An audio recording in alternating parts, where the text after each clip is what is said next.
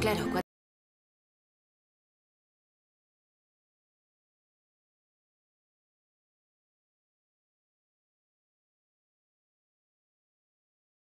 The book was really about a man who wanted to live alone on the road, in flux, airport to airport, hotel to hotel. And I really liked that. I liked its core ideas, but I wanted to kind of inject my own kind of personal plot into it so that I could begin to ask my own questions of the character.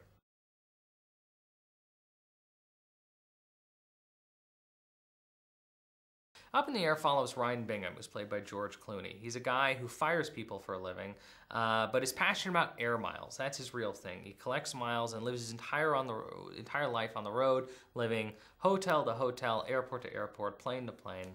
He lives his entire life in flux, and that, is his kind of core philosophy, that life would be better lived alone and with nothing. And then this philosophy is challenged by two women, played by Anna Kendrick and Vera Farmiga.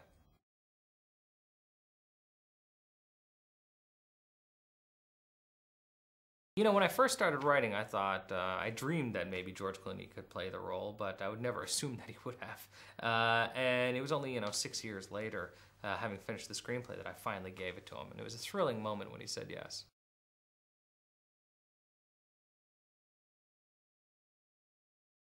Ryan's philosophy is that life should be lived alone. And we challenge that philosophy with two characters. Alex, played by Vera Farmiga, and Natalie, played by Anna Kendrick. Alex, of course, is his romantic interest, and, challenges the idea of whether he wants to live the rest of his life, single. While Natalie becomes a kind of surrogate daughter to him, and it's through this that we get to see George Clooney as a dad for the first time.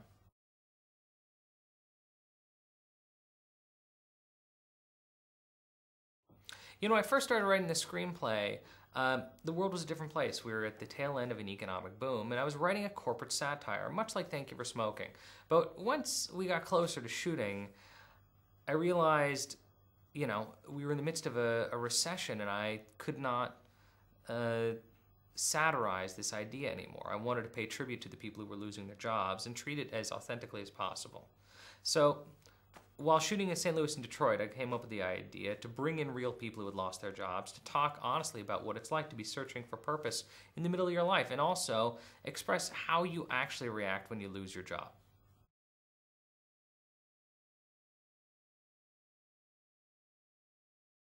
I use each of my films as an opportunity to ask questions that bother me. Thank You for Smoking dealt with being a libertarian and also having a heart. Juno was about, the moment you decide to grow up. This is a movie about what you want to complete your life with. How do you want to fill your life? In the words of the movie, what do you want to put in your backpack?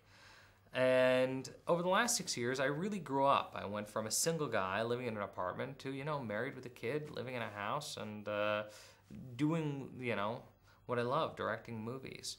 And over the course of those 6 years, I kind of learned what was important in my life.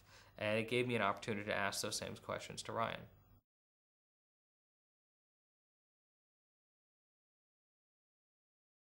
I needed a way to kind of sum up this idea of living alone, about the value of having zero attachments. And, being a guy who carries a backpack every day, it just kind of suddenly clicked that if you could somehow feel the weight of not only the things in your life, but the people, the relationships, the weight of all the compromises you make on a daily basis, it just was, if you could feel the backpack, you could actually feel it on your shoulders.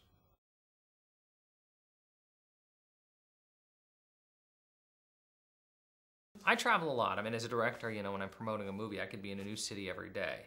I know what it's like to live out a rollaway bag, and I wanted it to be absolutely 100% authentic. I didn't want any business travelers to, call BS on this movie.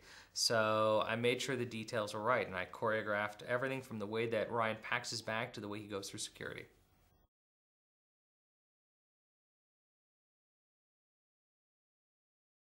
There's lots of ways to shoot from a helicopter, and because of that, you're used to seeing footage from 5,000, 6,000 feet. But shoot up at 25,000 feet requires, it required so many days of shooting in different planes, even Cessnas with pilots wearing oxygen masks, planes with periscope lenses through the bottom of the floor with, cameras mounted on the wing.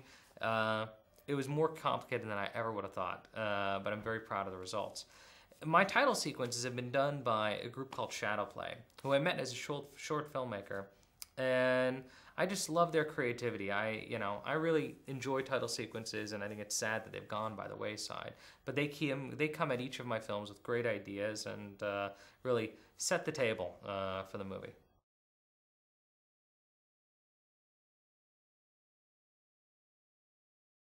I've never saw myself as a comedy director or drama director. I always thought that drama and comedy are techniques that allow you to make a more complicated film. So the films that I aspire to make are the kind of films that I love. Films that use comedy, drama, danger, romance, just to tell a story.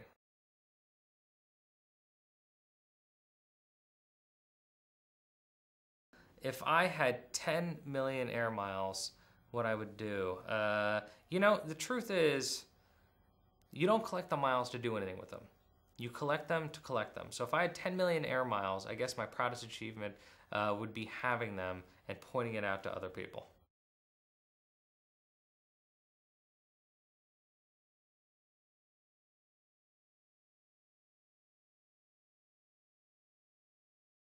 The story of Up in the Air is about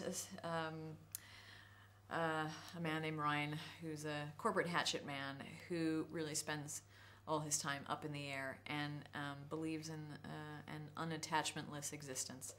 And he's got an assortment of women in his life, his family, his business partner, and my character, which is his romantic relationship that sort of takes him by the collar and tries to bring him down.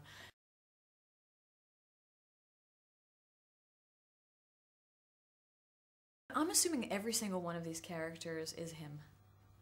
I think he doesn't really offer he doesn't offer any answers. He really just poses a series of questions with this film.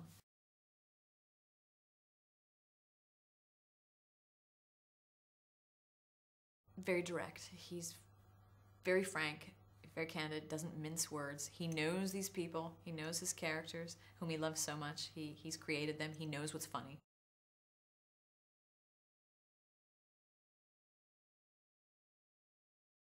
Working with George is everything you would imagine it to be. He is charm on 2 feet. He's a very holy presence that way. It's very warm, inviting. Sense of humor is sincerely the most attractive thing about him. So it's very easy to collapse in that and be a willing participant. It's a lot of fun.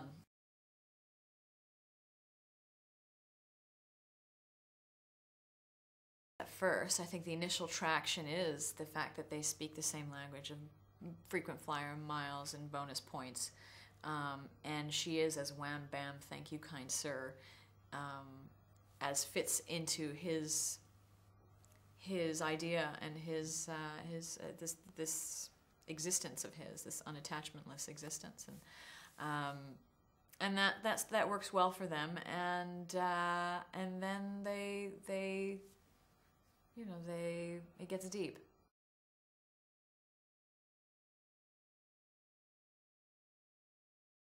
I think what the question that the film is trying to pose really is a self-examination, to take a look at your own life and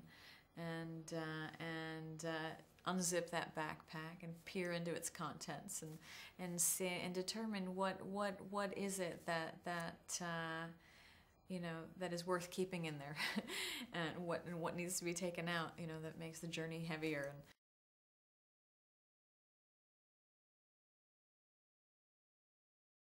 if I had 10 million, I would absolutely, I would give it to my parents to travel, see the world. They haven't traveled much.